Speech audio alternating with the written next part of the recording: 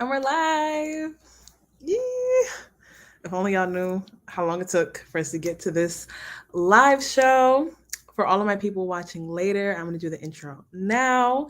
Welcome to the Iqra Trials live show for the month of April, halfway through May. We're not going to talk about it.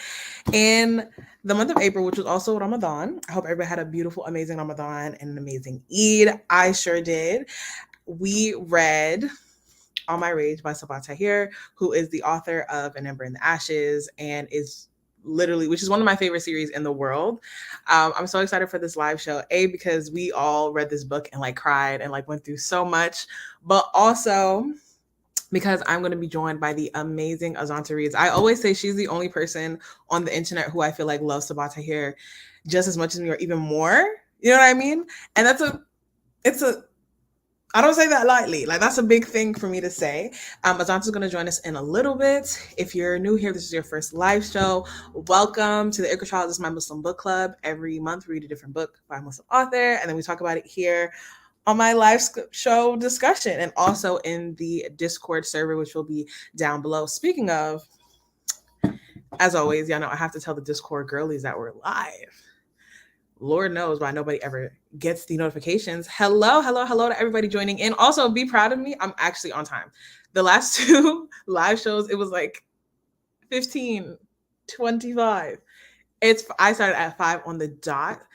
Give me my props, por favor, please, and thank you. Hold on.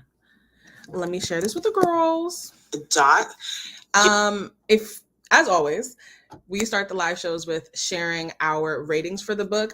This happens sometimes. I wouldn't say it happens often, but sometimes by the end of the live show, after we discuss it and everything, people have different thoughts and opinions about the book. So you are allowed to change your mind, in the words of the amazing Khadija and Bo. So let us know what your rating was reading All My Rage. And then at the end of the live show, I'll ask again what your ratings were. And I'll be sharing my rating in just a little bit. I don't like to say it too early because I don't want to influence anybody's decision. Hold on, let me tell the girlies. And then I'm going to go grab Azanta. Why am I saying that like she's physically like in my apartment? She's not, but...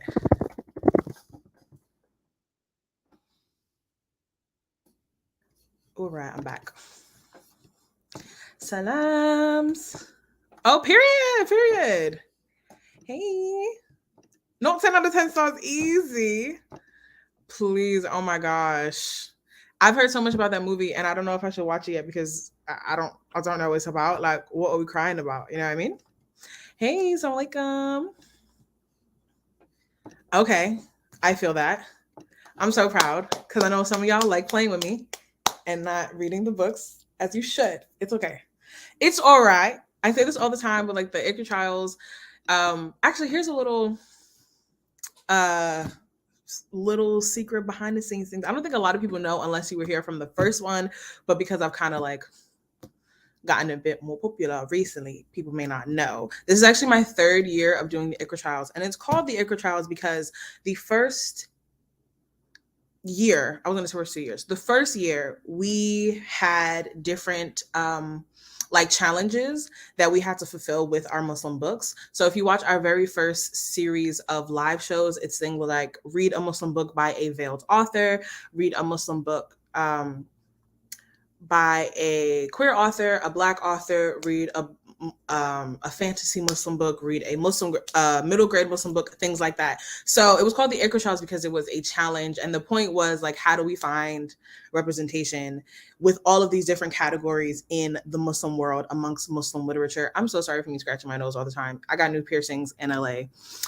Speaking of, I will be still doing Sincerely Sundays tonight. It's our last late night stream because I have to be an adult and actually plan out my life and get a good amount of sleep. So we will be going live at like 9 p.m. to, I don't know. But yeah, join if you want to hear me talk about Ramadan, LA, fighting with an influencer, all of that. But yeah, so the Iqra Trials is a little bit different. And I always tell myself that maybe 1 year, like I'll go back to the challenge aspect, like switch off every other year. But the point is, we're trying to find Muslim representation. And so I've never promised that all the books we're going to read every month were going to be good, but I think it's important that we still read it so we know what is out there about Muslims and also our own opinions on it. Like, we should know what books to tell people to avoid for Muslim rep. You know what I mean? So I appreciate everybody for reading this book with us. Even though we're gonna get into this. I saw on the internet that some of the girlies were not feeling the Muslim rep, and I say that in quotations because, anyway. Okay, period. The girlies is giving 5 stars. Hey, oh my gosh, how are you? Period. I love it here. Also, because I'm really being an adult. I had one session with my therapist this week, and all of a sudden I'm a different person. I never have notes for the live shows. I just be freestyling, but your girl has like discussion boards. Who is she? Now that I feel like a good amount of people are here, let me send the link to Azanta. It's always weird to like join something and ain't nobody there, so I'm like, let me get the crowd going. Bro, literally, if y'all saw my TikTok, which I took 5 seconds after finishing the book, sobbing. Just sobbing. And I told myself I was going to reread it again before the live show, but I'm happy I didn't because I'm happy. I want to be happy talking about the book. I don't want to be in that sad place, but it's like, it's good tears. You know what I mean? Period.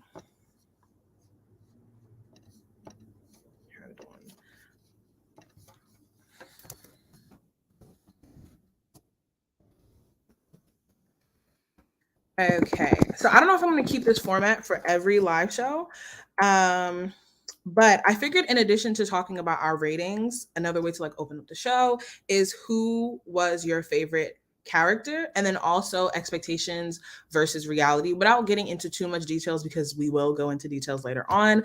But what are your expectations, like based off of what you heard about the book, based off what other people told you about the book, based off of Sabaa Tahir's other books, and how were they like met? And how did she like kind of miss the ball? Or how was it just different than what you were thinking?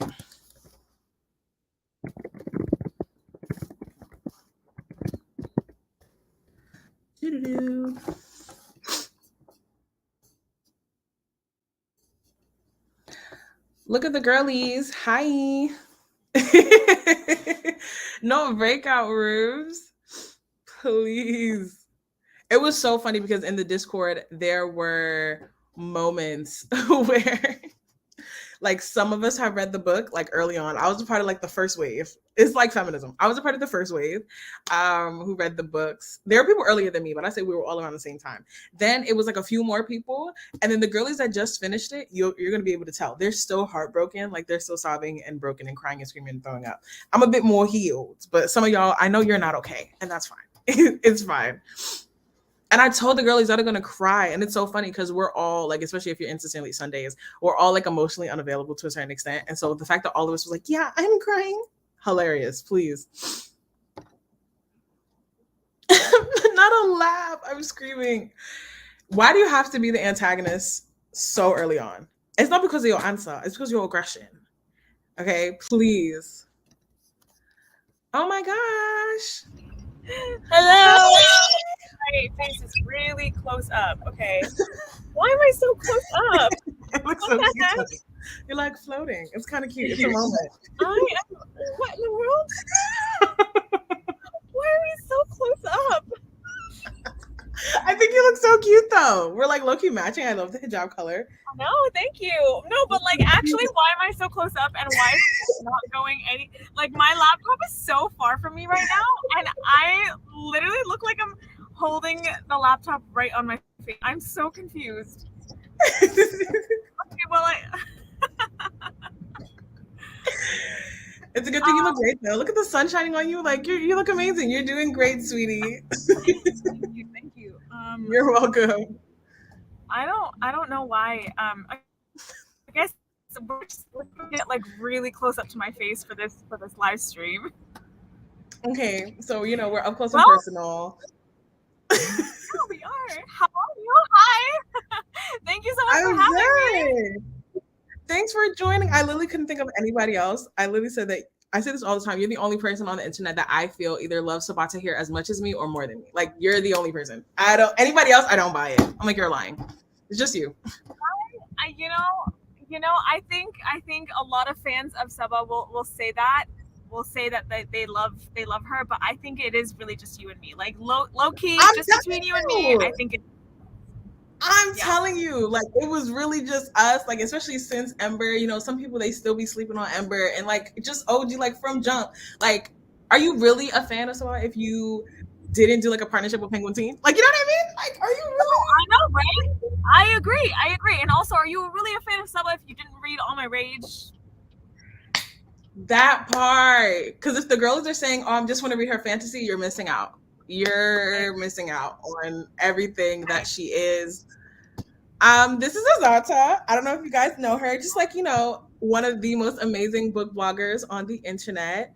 She literally she does so much to champion Muslim authors, diverse authors. She also is the creator of the Book Talk event, which went viral. Like, literally, the girlies are unprepared. We are blessed to be in your presence. Thank you so much for joining. I wouldn't choose anybody else. Thank you for asking me to come. I was so excited when you messaged me. I like, obviously I don't know, like, everybody here, we're all huge fans of you, so I just like to get to sit down and like talk to you about my favorite book. I don't know, like, one of my favorite people, one of my favorite books. It works.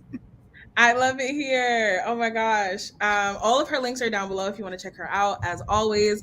So before you joined, I was talking to the audience a little bit, and I was asking them what their rating was and also who their favorite characters were.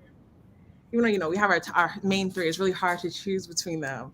But what was your rating, and who was your favorite character? Or how would you rank them? That might be easier because they're all kind of great. Okay, so let's see. My rating. Okay, I'll start off with my rating. Or do you want me to rank first? Or do you want me to rank first? Whichever is easier, because I know those are both hard questions. We know it's 5 out of 5 stars, but like, what's the ranking? I actually really want to know. Who do you listen to? It is obviously 5 out of 5 stars, no doubt. But for me, I think, okay, and I'll tell you why. Also, before I say this, is this a spoiler chat? Are we saying? You can say it all. Yeah. Okay, great. All right. So my favorite was Salahuddin, and that's because I think Sabaa wrote pieces of herself into Salahuddin, and she did the same with Elias, and you can tell. It is very clear to me. And then it's Misbah, and then it's Noor, but it's not like Noor's like way down, she's like number 3. No, like, I really love all of the characters, and like you said, it's obviously like really hard to rank, but I think it would be Salahuddin, Misbah, and then Noor. I support this. Everybody knows Salahuddin. He's it. I love him. We love Sabaa Tahir is like kind of broken, tragic male characters. She does them so well. Like, there's something about, you think about Salahuddin and Elias, I'm like, I could think about them in a room together, and it's just such a beautiful image in my head. You know what I mean? Okay, I feel like a lot of people are saying Misbah. A lot of people are saying Salahuddin. Like, all of these, yes, they're all amazing, but if you would have to rank them, I feel that I would also say that it was Salahuddin. I actually would switch. I would say Noor and then Misbah. Yeah. Like you said, it's not like Misbah's all the way down. Like, no, she's a queen. We love her. Rest in peace. Allah yarhamha. Allah yarhamha. Rest in peace to the OG. Oh wow, this is your first Sabaa Tahir book. I would honestly want to live in your experience right now. Like, what it would be like to read your first Sabaa Tahir book, and it's this one. Right. Please, I know you're not okay. Okay, 4 stars. Misbah, Khadija. Not you including Khadija. No, honestly, honorable mention, because she was everything. Khadija and the Imam were so cute. I agree. Yeah. One of, like, the thing is, and I really appreciated like the attention to like their sorry. Okay, sorry. Really just having a lot of tech issues. I'm so sorry. You're right. I really loved the attention to detail for the Imam and Khadija's character, because we never get good Imam characters. We never get, like, they're either weird or like kind of slimy, or really old and you can't really relate to them. Exactly, or like way too religious to the point where it's like they're pushing you away. I don't know. I really liked their characters, and I loved like the role they played in Noor's growth. Yeah, I love them for sure. Okay, 5 out of 5. North South Demas, but yeah, we have to add them in there. She did a really good job, and Sabaa Tahir, she's known for this. I think she does a really good job with her quote unquote side characters. They all have a moment. They all feel fully fleshed out. They all feel like people, and you do get attached to them as well. You know, she's really good at that. Yeah, I completely agree. So, what were your expectations going into All My Rage, especially coming from being a lover of Ember in the Ashes? This is her first non-fantasy, and also, I mean, I guess all her books are new adult, in my opinion. Like when you start Ember in the Ashes, like people die immediately. Like I wouldn't say her books right.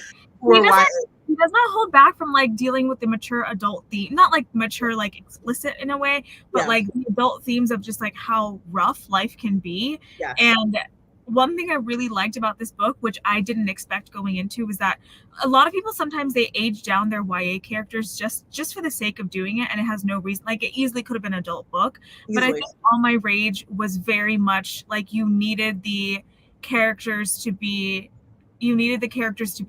their age, because like they're both teenagers and they're both going through very teenage type things, but then there's also, because they're people of color and they're Muslim and they're out in the desert as the only people of color, that these forces are like just making life just so much more difficult for them, and it is very reflective of what it is to be like a person of color, a brown Muslim person of color, not even just brown, in the United States.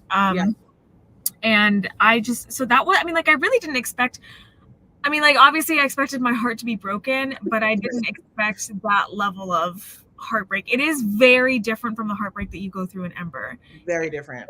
It is just, I don't know. I don't know. Like, it was not what I was expecting, but it did go above and beyond. Yeah. I felt the same way. I feel like because I read it a little bit later, like seeing you and like all my other Muslim book blogger mutuals, like everybody's like, I'm not okay. I was like, got it. Yeah. Mentally aware that this is going to be a moment. But like you said, the heartbreak is very different, because in Ember, even though it's like a fantasy world, you feel very immersed in it. It wasn't the same, and it's a different type of tragedy. And I really like the way that Sabaa showed like the reaction to very upfront, I will say, like violence in a bigger way.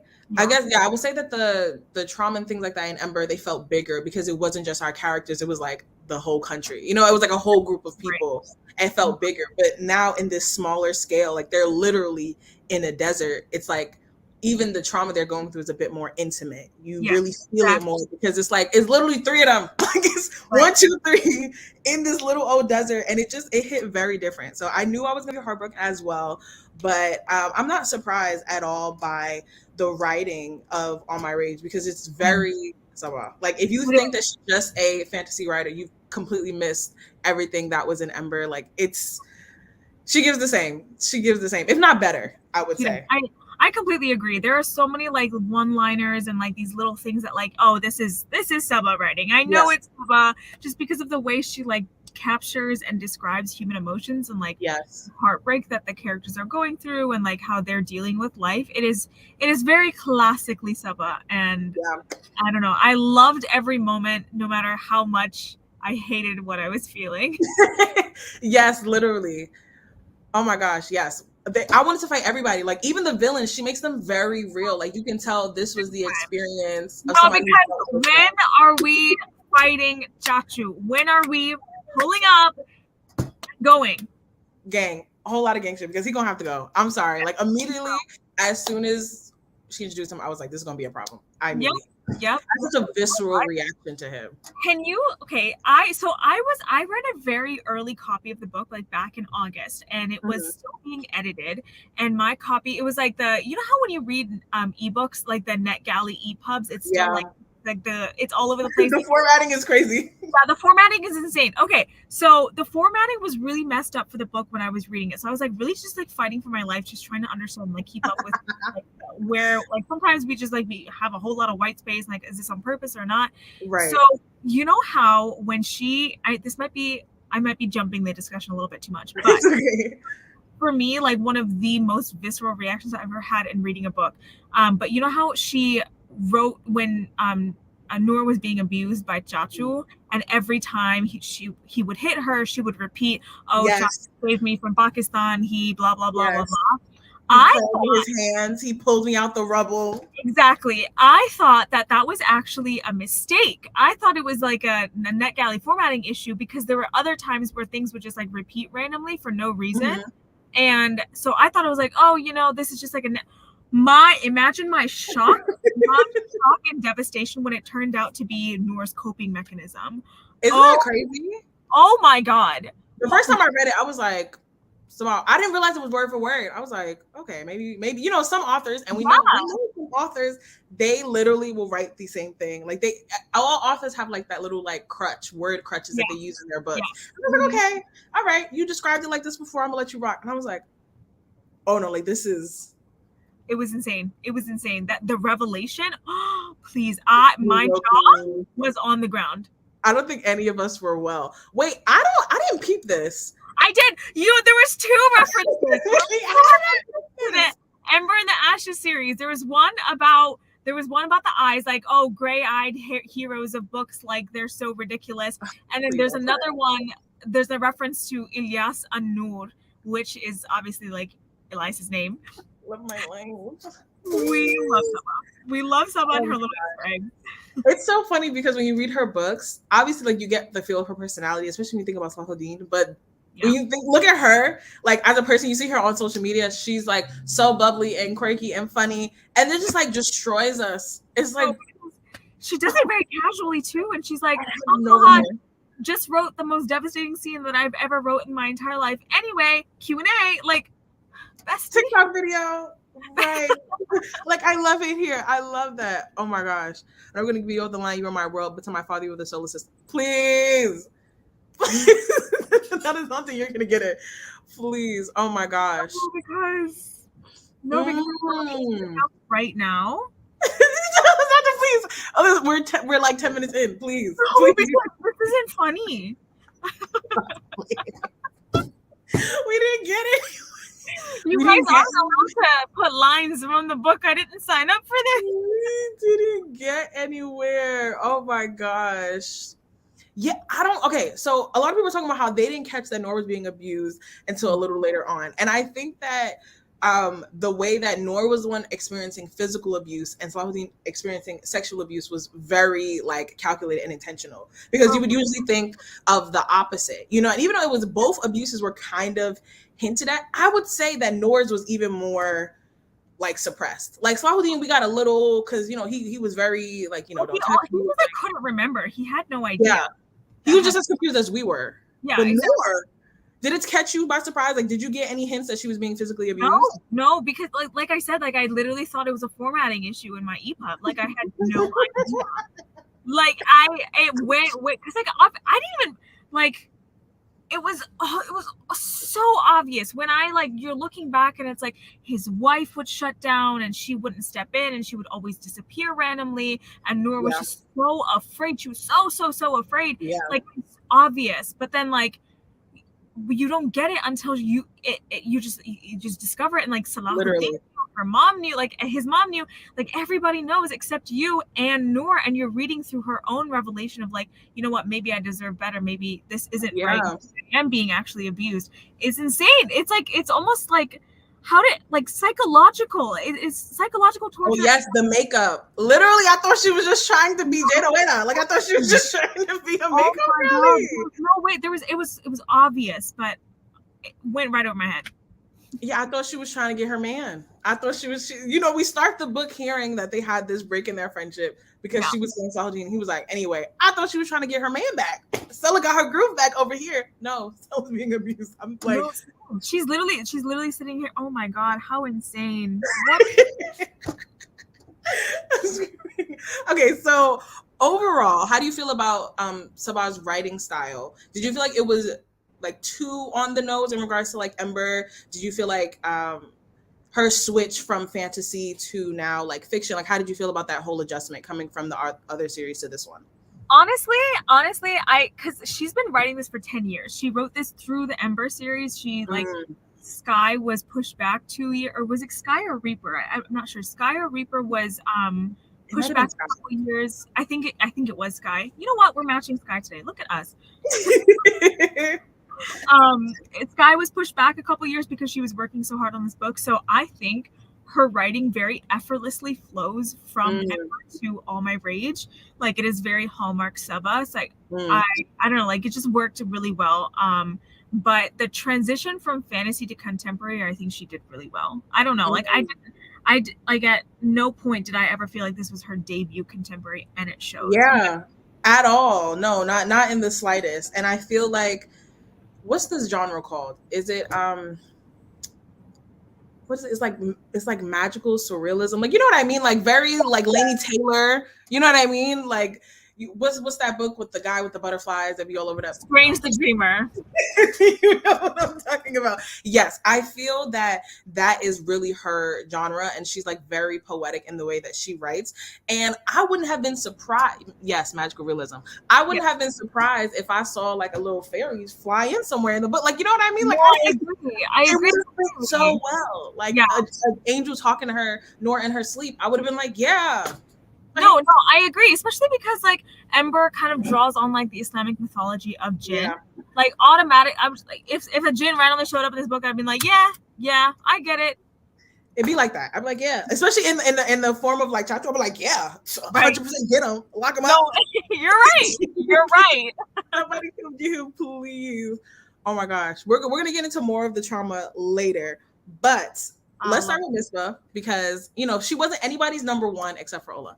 So we're going to start with Misbah because she really is the matriarch of the story, and she just did so much. She literally, from like beginning to end, she really carried not only the main characters but us. Like, I feel like she was my mom. Like, I was like waiting for it. I was like, okay, she's making sambusa. Like, where's my sambusa? Like, I was really waiting for it.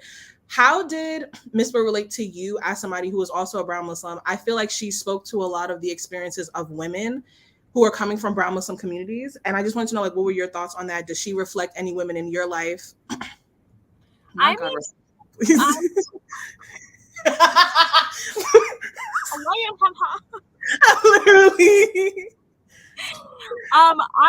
I think like I very much saw Misbah in because like my mom traveled here when she was like super young too. She got married and she moved from Bangladesh to the United States at a young age, and reading through Misbah's point of view and reading about her and her kind of the way she held the family together when her husband kind of was falling apart from the beginning just taught me a lot more empathy about my mom, and really like allowed me to step into her shoes from when she was a child, and like how she had to give up her own emotional growth to have children and to survive in a world that wasn't like ever kind to her in this country. You know, like it was really, it was tough to read, but it was also enlightening and an awakening for me in so many ways. And I don't know if I like related to her on a level that like, it was because she was just another familiar character to me. I saw her as my mom, and then at the end I think she was just very much the piece of the story that tied everything together, especially the last flashback of like these were her two children, and they they found each other in the end. They found forgiveness and they forgave her, and it was just like such a powerful theme to read. And I don't know. I think Misbah is one of the most underrated characters, and she deserves more. Absolutely. No, absolutely. And I'm happy that Misbah was actually like a main character, that we got her points of views, because it's very Sabaa. You know, she got to do three your son. She got to. She's gonna give you three always. And at least in versus Ember, where, you know, I didn't care about Helene's point of view for like literally 3 books from jump. Like, I immediately was immersed into Misbah's like world in her life, especially because we got to see her coming from Pakistan and coming here, and her whole situation of like getting married to her husband, and even his family's like background. Like, I feel like Sabaa added so much, like, I want to say like nourishment to the characters and like the story. It added so much context to the point where you knew there were underlying things going on, like especially with how her husband was, you know, an alcoholic. And as somebody who also deals with like alcoholism and stuff like that in my family, you know, like addiction is a lot of times it's genetic, like it runs in your family. So it was like, wasn't a surprise seeing that like his mom drank. And I also really appreciate Sabaa Tahir for taking it there, we don't talk a lot about substance abuse in the Muslim community. We talk about a lot of other abuses, but a lot of most people are like, oh my gosh, like what is alcohol? We don't know that. Like what are drugs?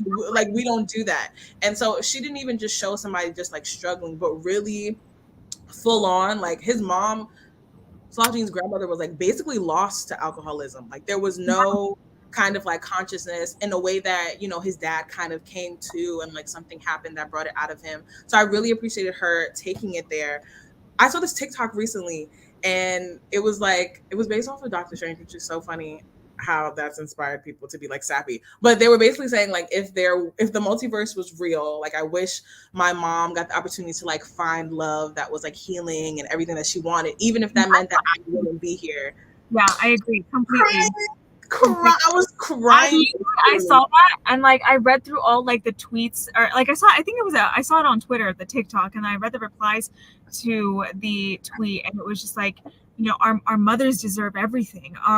They have given everything up to raise us, and they just like sat there in heartbreak and disappointment with men that didn't, even in their own homes. Like it's not even just the outside world. It's like even our communities oppress women, and then our households, like we oppress women, and it literally never ends. And then they just give and live as people who are in servitude. And even when you think about the ending, how she was sick and like didn't even know how to take care of herself. I didn't even think that was more important than taking care of her children or her husband. And it's so reflective. So I feel like all of us and like the maternal figures in our lives, like we've all seen that, you know, women in our lives who have given up so much to the point where they have like none, like cup is literally empty. I was a hater. She was a fan.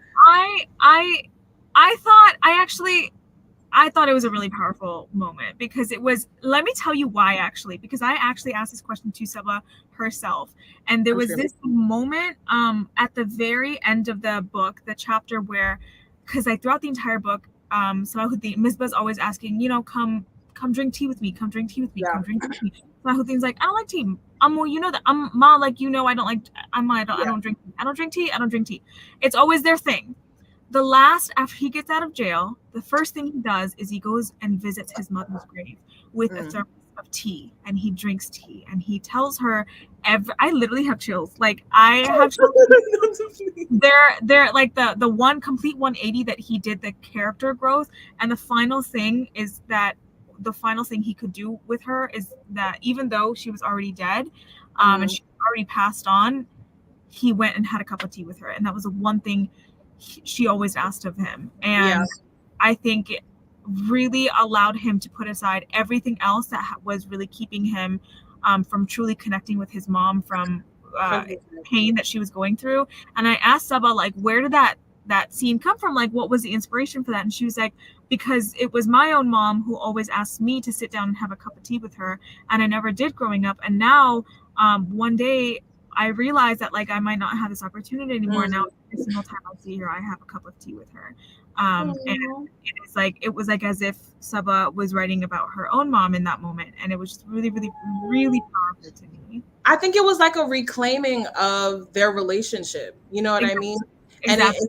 And it made sense for Salahuddin to tell her story. Like who else really would have done it justice? And who else would have impacted to really, I guess, conclude their chapter, at least in this life? Like he had to tell her story. It had to be him, because writing was something that he did and like was so healing and therapeutic for him, but also because it represents the ways that our mothers really never get to tell their own story. Like how realistic is it that women get to tell their own stories and that they're given their flowers when they're here? So I feel like that just like full, like you said, 180 was amazing. And I love this aspect as well. Like she was always talking about Islam and spirituality to him in a way that you could tell came from love. And I think that was so beautiful and important, because if she was, or anybody, I feel like any authoritative figure was strict with Salahuddin about what Islam was, I feel like it would have pushed him so far away. But it was just beautiful to see kind of every adult in the book have a holistic, really loving approach to Islam. I feel like it healed me in some ways, because when you think about being raised like a Muslim community, a lot of us weren't raised with the gentlest hand when it comes to being Muslim.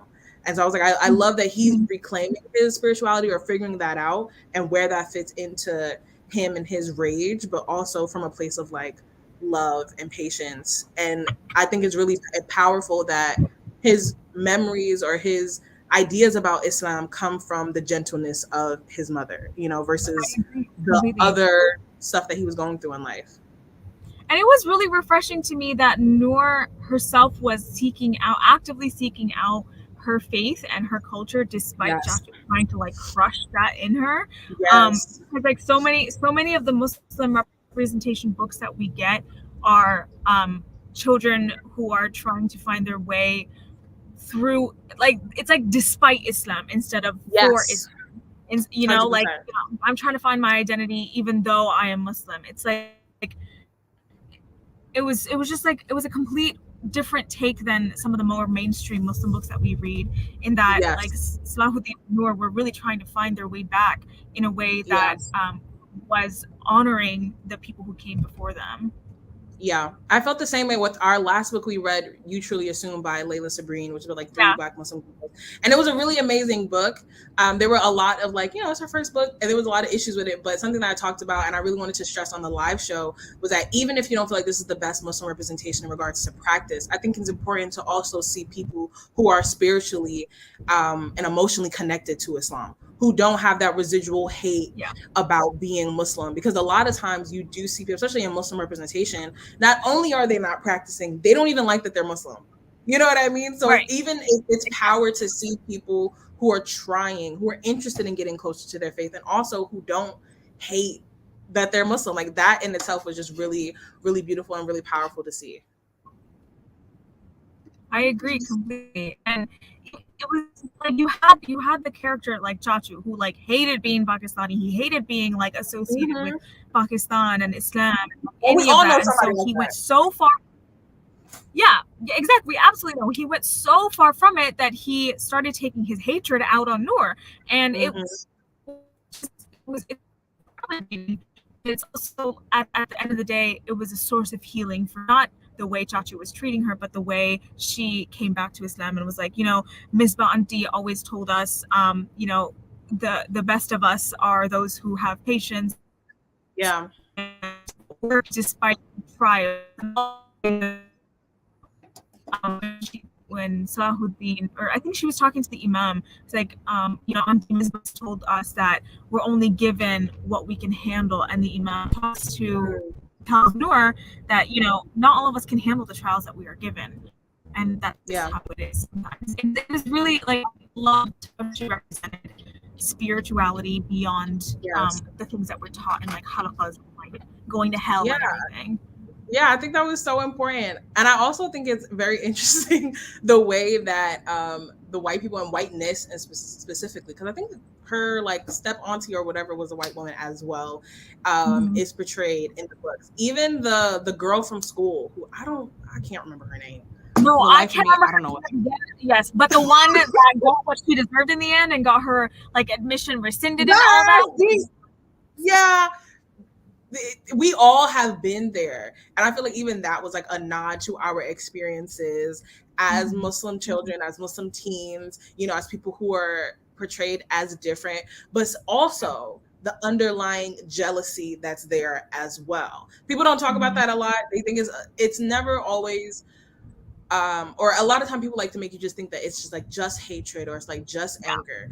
But even I can say specifically, like from my experience as a Black person and in the Black community, we're very aware of the fact that a lot of our like issues or white people's issues with us is because of a jealousy of whether it's like our talents, our capabilities, our strength, our looks, and it leads to aggression, it leads to the appropriation, it leads to like the nitpicking. But to be honest, I feel like if she really wanted to be Noor's friend. Like she did everything she could to get her attention. She wanted to be her best bestie, and it just was not working out. Like so, she turned to being a bully. Right. That's how our bully. Right. A lot of. Oh no, you're breaking up. And oh no, can you hear me? Oh, you're kind of back. I don't think you're coming back. Oh, there you go. Find your way back. You're present. Okay, sorry, my service isn't super great. But yeah, like you said, Jamie. it's all Jamie. yes, Jamie, that's her name. Own like, and she's like, "This is what you get." Being terrible.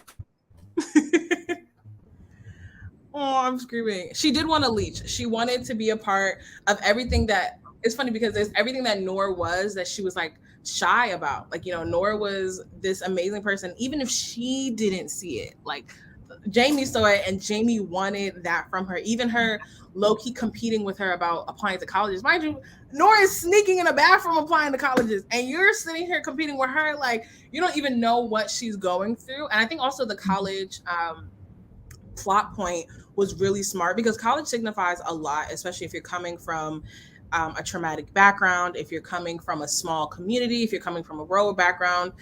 College is really something that can, really change the trajectory of your life because it gives you so much experience. It takes you away. And a lot of people, this was going around a lot when like COVID first happened and people were kicking students off campus. A lot of people go to college to get away from abuse that they deal with at home. And I don't think people really understood that dynamic unless you're coming from a place where, like you were abused and you were looking for that outlet. And one of the ways that people abuse you is they try to remove your options and they try to keep you there, which is so crazy when you think about abuse. Cause it's like, especially with Chacha, it's like, if you're so mad at me that I'm here, like, let me leave. If you're so bothered. Right? Like, let her go. Like, what is your issue? Like, you hate her so much. She ruined your life, right? You think she ruined your life. Let her go. Leave. Literally. Let her go. And then she can go to school and you can go to school. Like, I don't understand what are we doing here? Like, why is the abuse the way out for you when y'all could both just be like done with each other? And even the fact that he was hitting his wife or girlfriend as well, and that she was silent with the abuse that Noor was going to, like, all of that was just, I feel like it was so well done. A lot of people, they handle trauma in a very triggering way.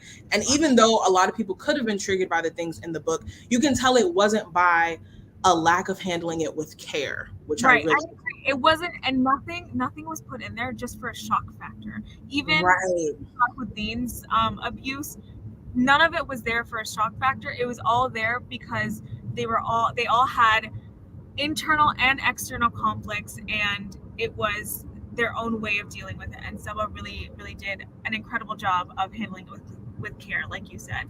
Yes, 100%. Also, everybody's favorite character, Salahuddin.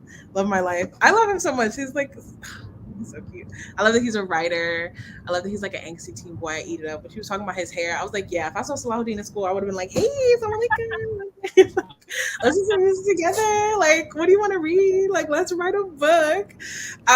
This whole drug storyline, another way that Sabaa Tahir was not afraid to go there with the topics. Once again, substance abuse is not talked about in regards to Muslims at all. But if you come from low income, like rural areas, you already know that like drugs is something that is very prevalent. And let me know, I don't know if it was just me, I didn't expect the drug storyline to take them where it took them, like to lead to like arrest, prison, all of that. I had no idea. No, because I was buddy reading with a friend when I first read the book, and I did that. Like court scene, all of that. It was loud.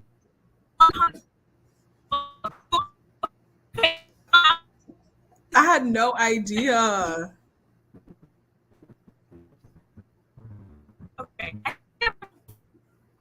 Okay, wait. You're breaking up. Oh my gosh, no. Okay, you're back. Okay, let me know when I'm back. Okay, I'll let you know. You're good. So much of it was Sabaa not holding back and talking about the things that really need to be talked about in the Muslim community, and she really was not afraid to talk. Yeah, I didn't think somebody was going to get arrested. I was like, prison, jail, police, like that. I didn't know we were going to go there. That really, really, really, really shook me.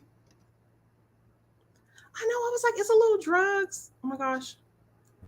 Azanta is frozen right now. Inshallah, she'll be back. But yeah, I thought it was like, I was like, okay, a little druggy drug. But then again, the difference is, you know, when Black people talk about drugs, people are talking about like weed.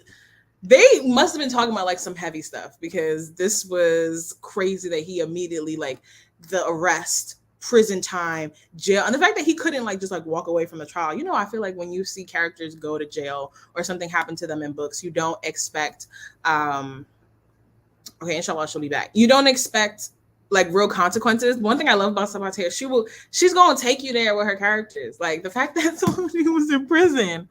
How? Like, how could she let him go to jail?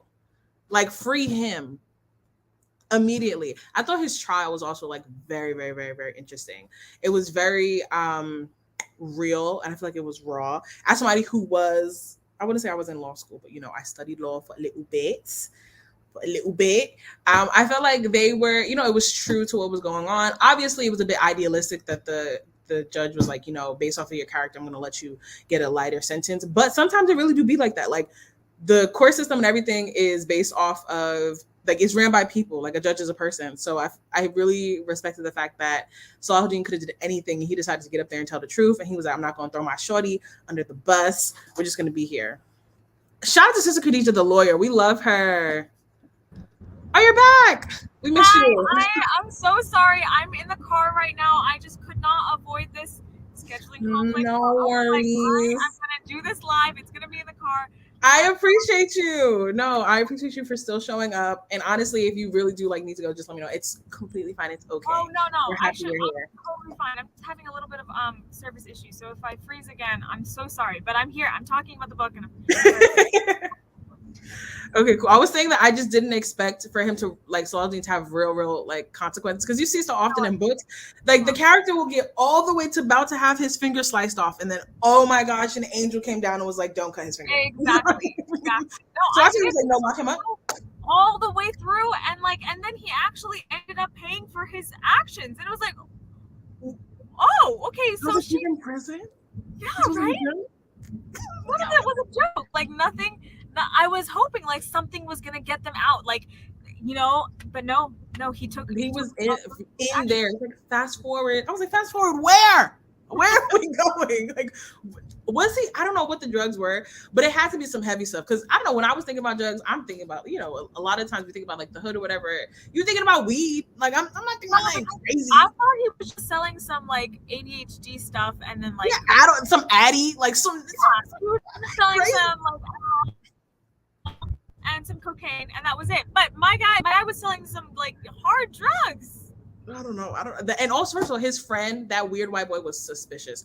Even, oh my gosh, his girlfriend. If there's one thing that Salahuddin had, was like, it was very true to somebody who I feel like when you're insecure, when you have a lot of self-hatred, is you kind of attract self-destructive people all around you. His girlfriend is like, where was this gonna go? She was older than him. She had a baby. And he didn't like touching people. He didn't like kissing people. She was a crackhead. I was just like, how did y'all get together? How did you find each other? Fentanyl is always fentanyl. It's always fentanyl somewhere. I was like, how did y'all find each other? Like, how did you find this girl? It was definitely fentanyl. But, right, he definitely did like a track. You're 100% right when you say that. Like, he was definitely just looking for a way to like continue that self. And I have no idea what he was thinking, but you know, it was part of his journey.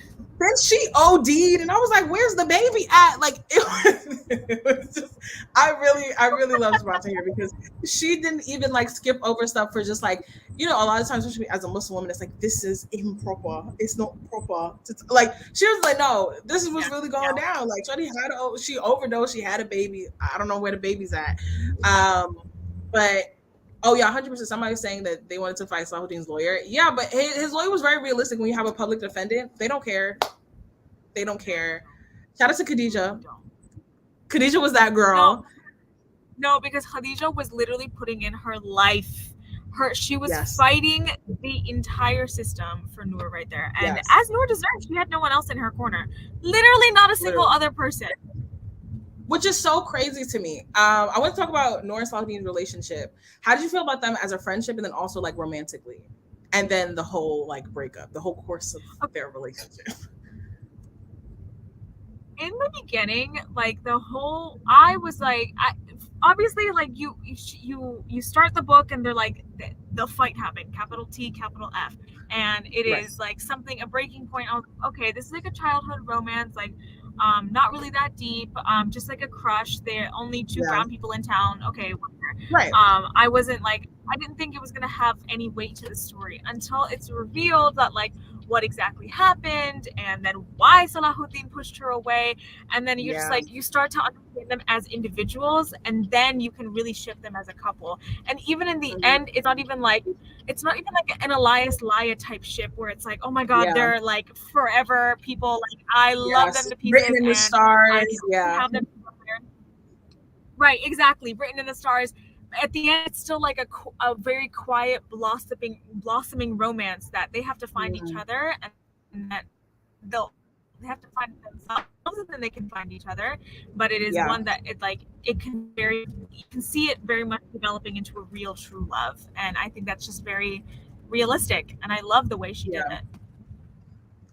I definitely feel this energy. Like I get it. But because it was so low key, I feel like it was the perfect amount of like what you would need. I agree. And it's also realistic to what you would expect, even if it is just a trauma bond, as a guy and a girl, and they're both, straight. I mean, like it's kind of, like they grew up together. It's like it's not the craziest thing in the world to imagine that, like, with the weight of everything that they went through, that there would be some type of feelings, even if the feelings were like inappropriate or completely misplaced or just because of trauma. Like I feel like, because like you said, it was more like a blossoming. It was like little things that like built up. Even, that moment where like they were making out and it was like, okay, we should keep this allowed. This is really, we shouldn't. It was like, it was just enough for you to get what you wanted, but then be like, yeah, there's so much going on here. And I really appreciated that, because one of my biggest issues in books when it comes to romance, especially when the characters are going through trauma, is this like, there's still a priority of the romance as if that's realistic.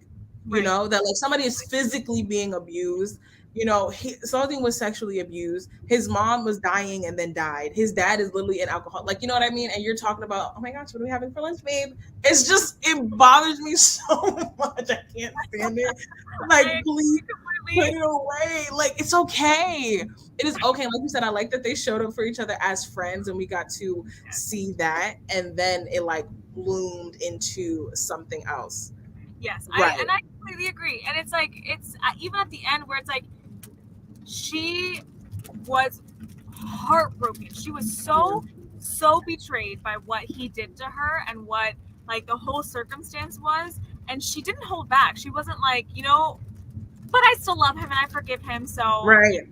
She was angry. Like, and I love that. Like, not that switch up. And I love the way that even all throughout the book, rage was a part of it. And I thought it was so interesting to see that they went from being like angry at themselves and angry at everybody around them to then being angry at each other. And like, I think that the fact that Noor was like, nah, like, I'm not talking to you.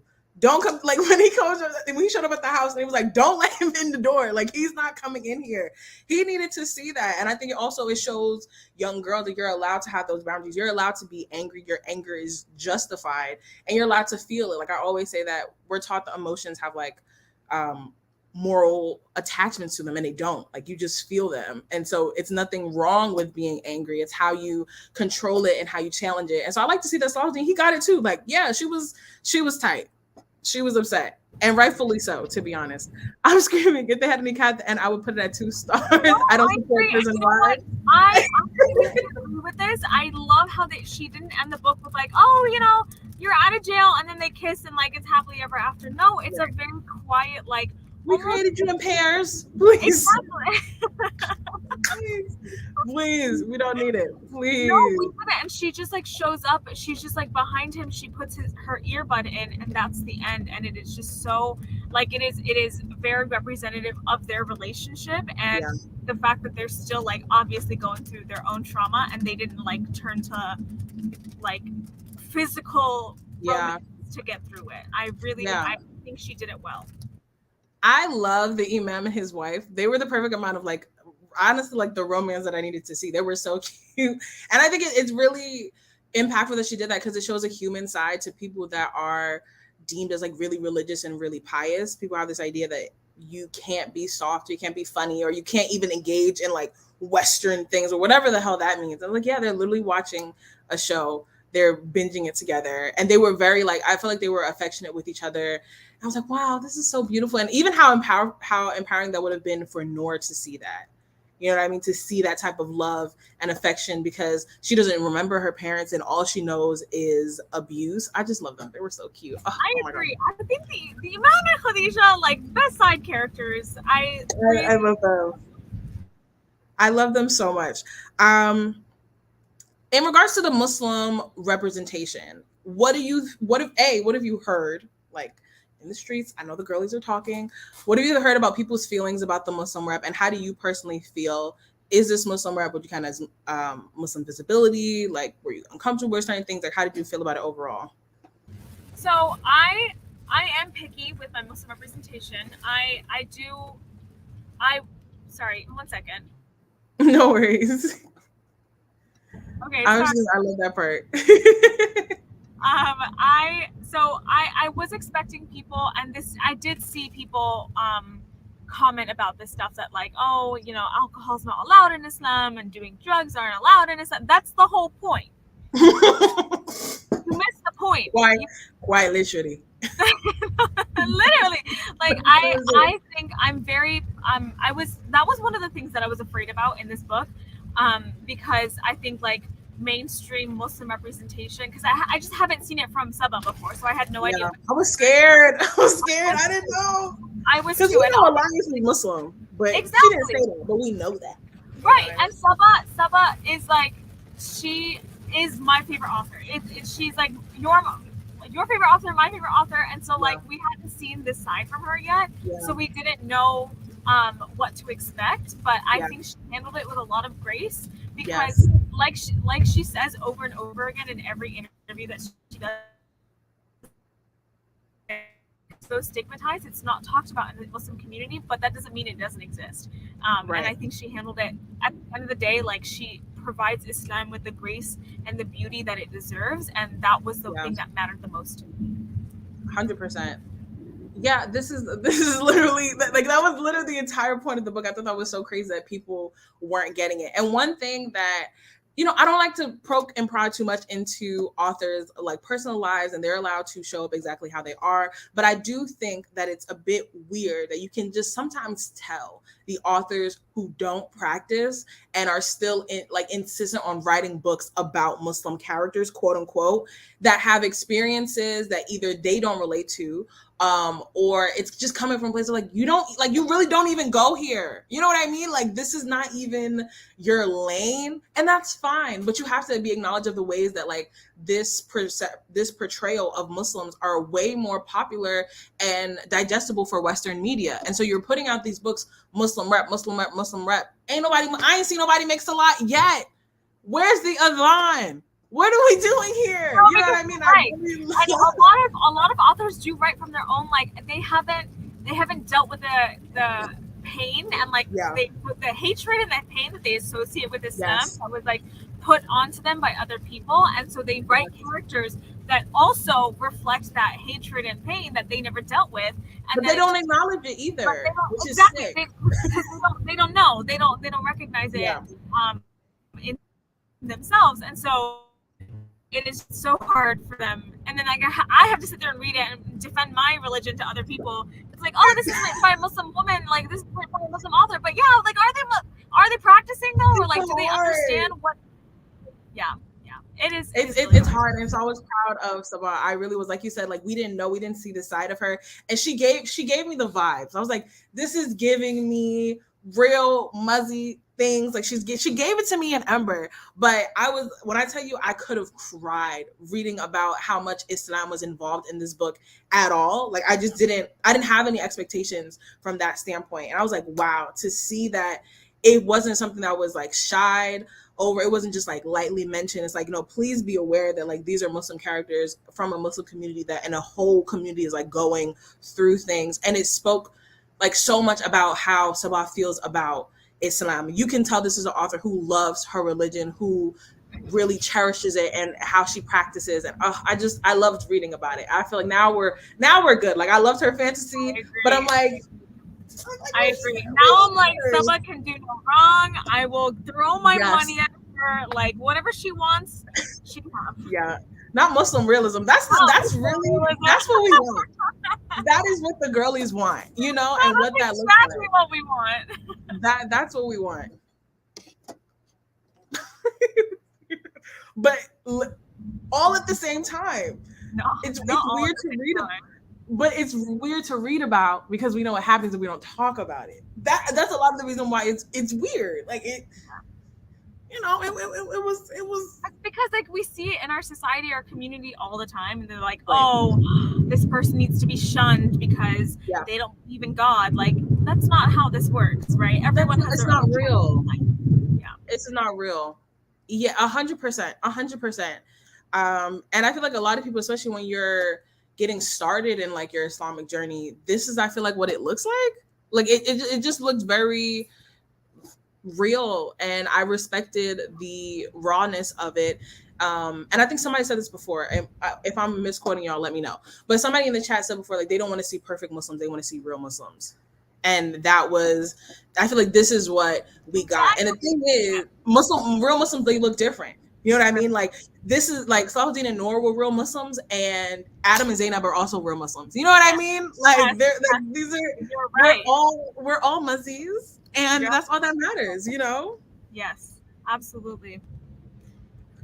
Okay, so we're wrapping up because we've been talking for a minute, and I'm literally looking out my window. There's a storm coming. I don't know what the hell is going on. No, because there's literally a rainbow right next to me, and then like we just drove through a whole thunderstorm. Doing great. I don't have any idea what's going on. Okay, but I did want to talk about Salahuddin's dad really quick.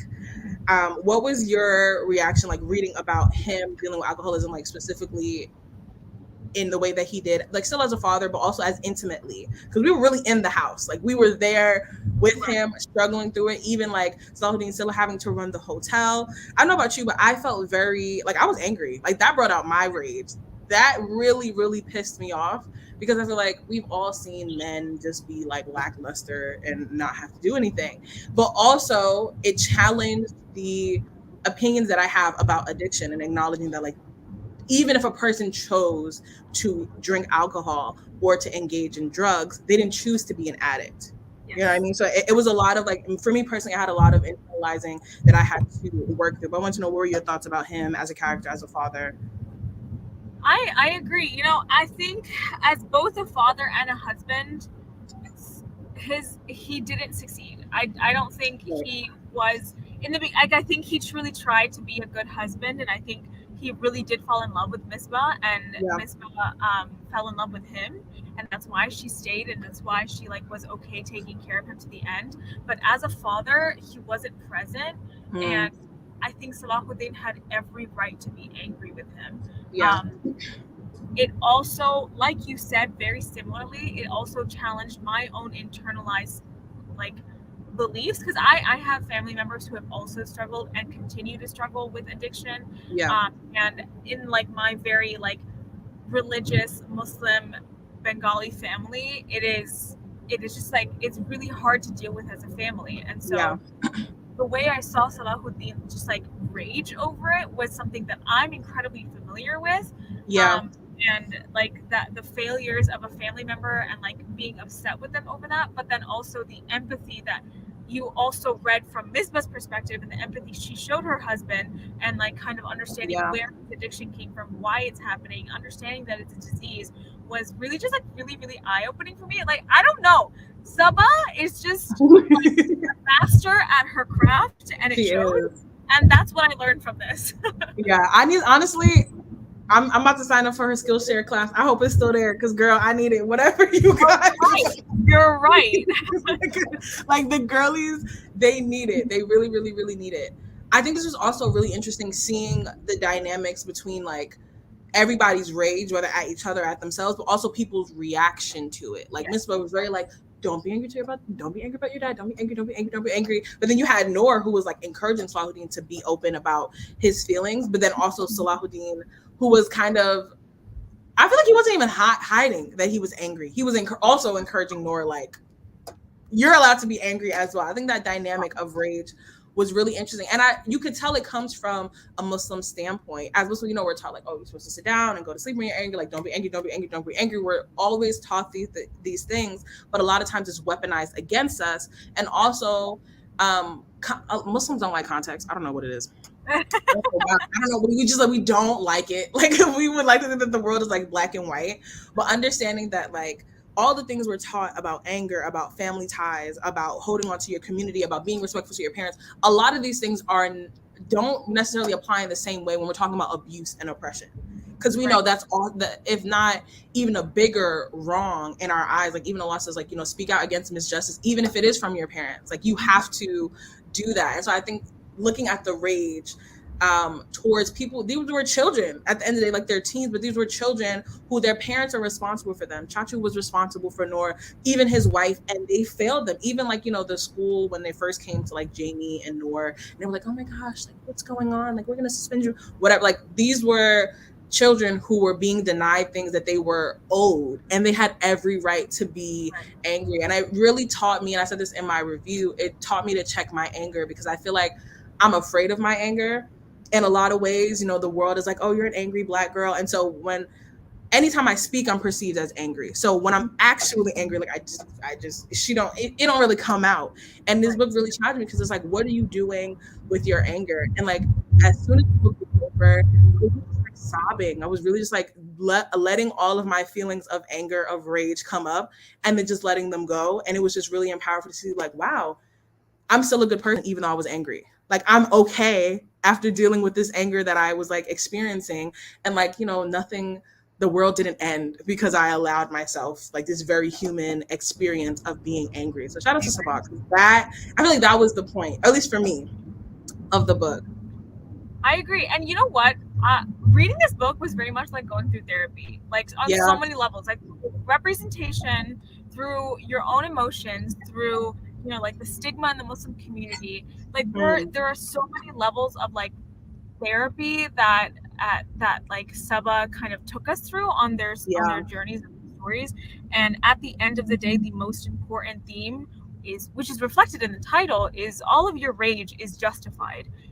It is about what you do with your rage and how you move forward with it is what is the most important thing. And that's what we saw in Salahuddin and Noor. That's what we saw them learn. That's what we went through their journey with. And it was just like, the more I think about this book, the more I'm like, damn, I really had that. I really got to read that it wasn't for free, but like, I got to read that. Like, this exists.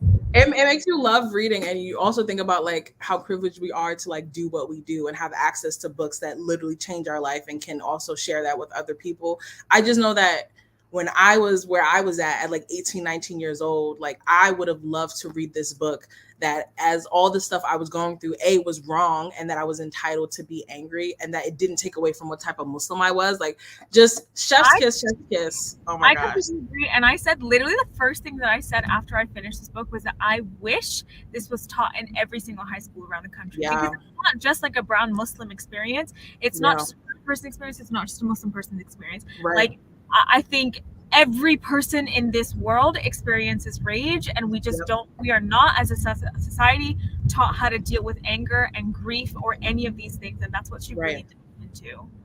100%. Honestly, I really, really agree. I would love to see sweet moments, like a prequel of like, or even a short story of sweet moments between Misbah and Salahuddin's dad. I feel like that would be really cute, like before the alcoholism and like their life together. Because I loved when they were having those conversations when they like first got married.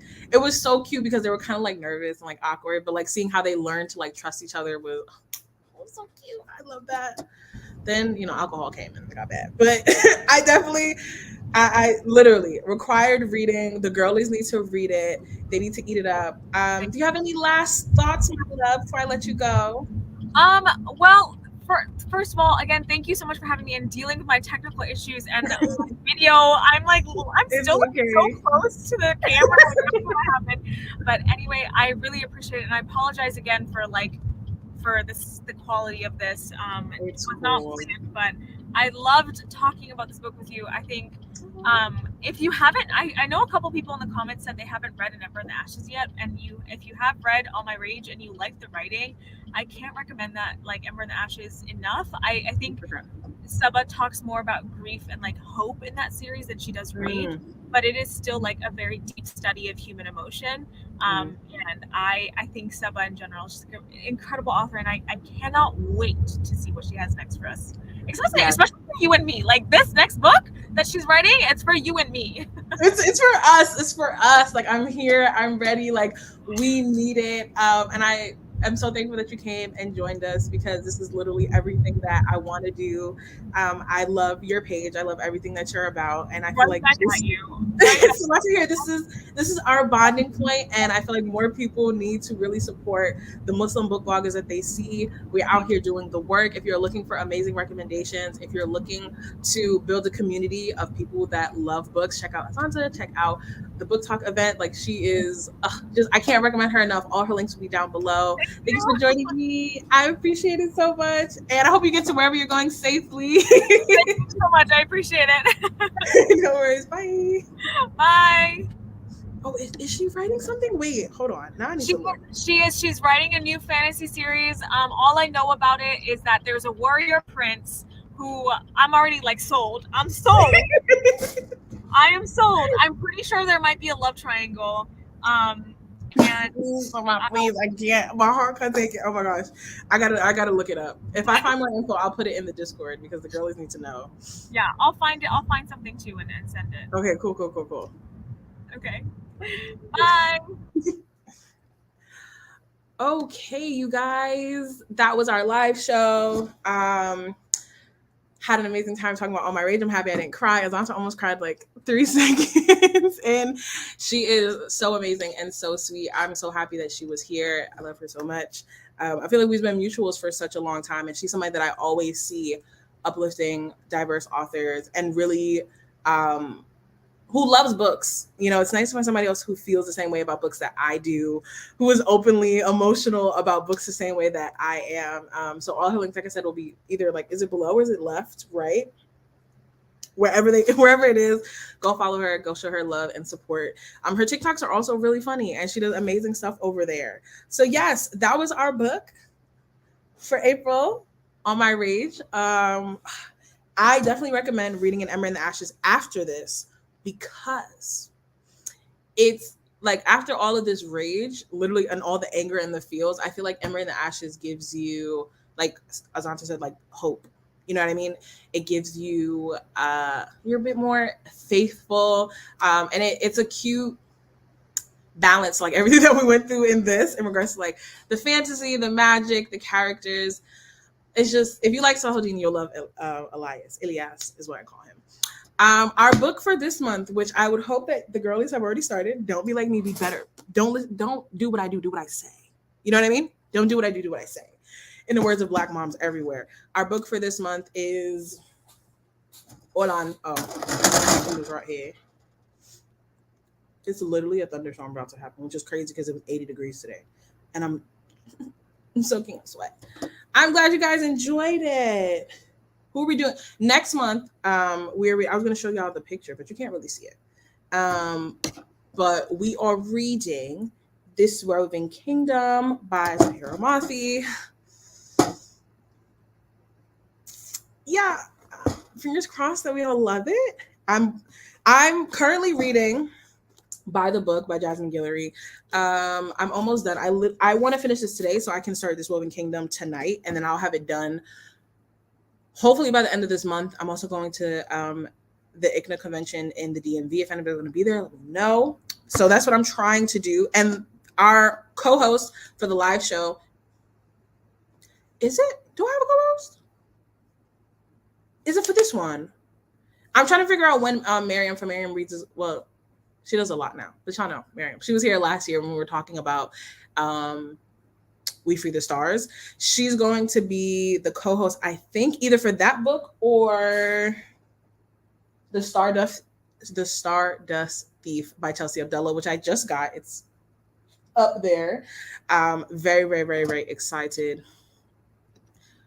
If y'all don't like me and you don't respect me, just say that. Because the way that y'all feel like reading these books is optional is funny. I've never said that. I never said that you had a choice to read the books. I said pick up the books and read it. Like, I don't know who told y'all this. Same way how in the Discord, this is not a democracy. It's a dictatorship. Please, please. Okay, I guess I'll give you that. Just read the what's it called? The introduction. Can we get that? Can you send us a picture of you just holding the book in your hands? Like, can we get something? Leanne is literally the furthest. The rest of us are struggling for our life. Pray for me that I finish by the book and that I can start this Woven Kingdom. I'm probably gonna have to like annotate or leave notes because I can't.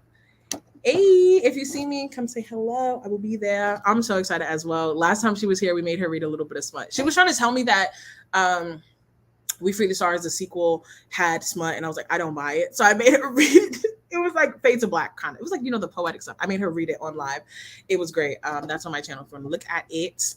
But yes, this was so much fun. What time is it? Okay, I thought I was gonna be done at 6:30. It's 6 o'clock. I am going to eat dinner. I'm gonna wash my hair because I need to do that, and then I will be back here at like 8:30, 9 o'clock for Sincerely Sundays. If you're a gang, pull up. I'm so excited to talk to y'all. We have so much to talk about. Oh my gosh. Thanks for joining and for engaging. I love this live stream. It's one of my favorites. I'll see you guys when I see you. I hope everybody's doing well. And yeah. Assalamu alaikum.